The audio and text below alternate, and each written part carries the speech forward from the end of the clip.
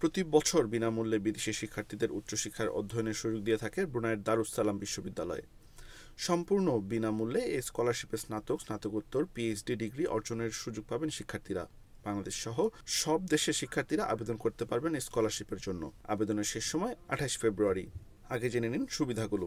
সম্পূর্ণ tuition fee মওকুফ করা হবে। প্রতি মাসে শিক্ষার্থীদের 2,200 ব্রুনাই প্রায় 1,96,216 টাকা প্রদান করবে।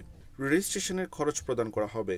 অন্যান্য ফি মওকুফ করা হবে। ব্রুনাই বিশ্ববিদ্যালয়ের স্কলারশিপে কোর্সওয়ার্ক প্রোগ্রামের মেয়াদ 12 মাস, গবেষণার প্রোগ্রামের 24 মাস ও পিএইচডির মেয়াদ 36 মাস। বিজ্ঞান অনুষদের অধীনে জীববৈচিত্র্য, জীববিদ্যা, বায়োটেকনোলজি, রসায়ন, কম্পিউটার সায়েন্স, গণিত ও ফলিত পদার্থবিদ্যা, কলা ও সামাজিক বিজ্ঞান অনুষদের অধীনে নৃতত্ত্ব, ফলিত ও ভাষাতত্ত্ব ও ইংরেজি সাহিত্য। ব্যবসায় অনুষদের অধীনে ব্যবস্থাপনা, অর্থনীতি, ব্যবসায় প্রশাসন, ফলিত অর্থনীতি ইত্যাদি বিষয়ে পড়াশোনা করা যাবে। আবেদনে লাগবে যে যোগ্যতা। স্নাতকোত্তরে আবেদনের জন্য প্রার্থীদের অবশ্যই প্রথম শ্রেণীর স্নাতক ডিগ্রি থাকতে হবে।